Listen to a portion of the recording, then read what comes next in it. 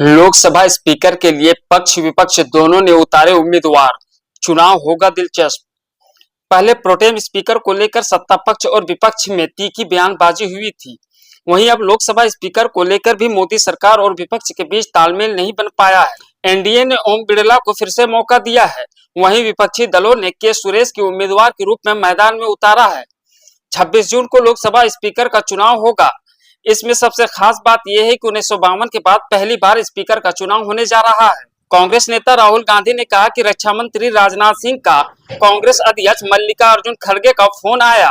उन्होंने कहा कि आप हमारे स्पीकर को सपोर्ट करिए। पूरे विपक्ष ने साफ कहा है कि हम स्पीकर को सपोर्ट करेंगे, लेकिन डिप्टी स्पीकर पद विपक्ष को मिलना चाहिए। राजनाथ सिंह ने कल कहा था कि मल्लिकार्जुन खड़गे को कॉल रिटर्न करेंगे, लेकिन उन्होंने अभी तक वापस कॉल नहीं किया। प्रधानमंत्री कह रहे हैं कि सहयोग हो, लेकिन हमारे नेता को इंसल्ट की जा रही है। राहुल गांधी ने आगे कहा कि सरकार की नीयत साफ नहीं है। संविधान के अनुच्छेद 93 में स्पीकर का जिक्र किया गया है। नई लोकसभा के गठन के बाद ही यह पद खाली हो जाता है।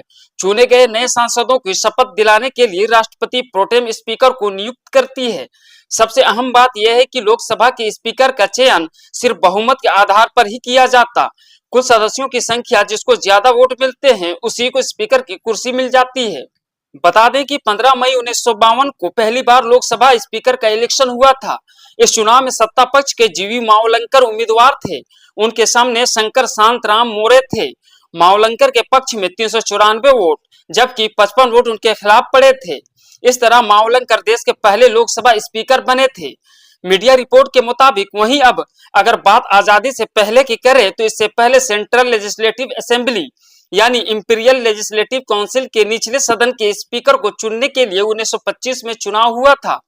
1925 से लेकर 1946 तक सेंट्रल लेजिस्लेटिव असेंबली के स्पीकर के लिए 6 बार चुनाव हुआ। स्पीकर पद के लिए एनडीए वर्सेस इंडिया गठबंधन। लोकसभा स्पीकर पद के लिए भारतीय जनता पार्टी के नेतृत्व वाली एनडीए की तरफ से ओम बिड़ला ने नामांकन किया है। वह पिछले सत्र में भी लोकसभा अध्यक्ष थे। इस बार जब उनका नामांकन हुआ तो उनकी सपोर्ट में पूरा एनडीए खेमा एक साथ दिखाई दिया। ओम बिड़ला के पक्ष में प्रस्ताव पत्र पर साइन के दौरान अमित शाह, जेपी नड्डा समेत बीजेपी के दिग्गज नेता मौजूद रहे। चिराग पासवान, जीतन राम मांझी, अनुप्रिया पटेल समेत एनडीए के तमाम दिग्गज मौजूद रहे। उधर विपक्ष की तरफ से स्पीकर पद के उम्मीदवार के सुरेश के नामांकन में मोर्चा कांग्रेस सांसद दीपेंद्र हुड्डा ने संभाला।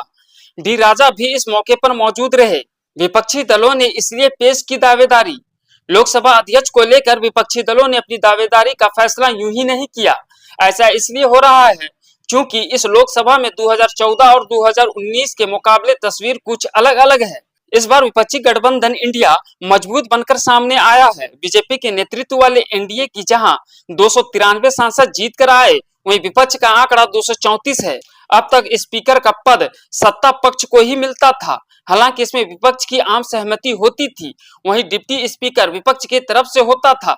हालांकि इस बार सरकार इसके लिए तैयार नहीं हुई। बस यहीं पर पेंच फंस गया।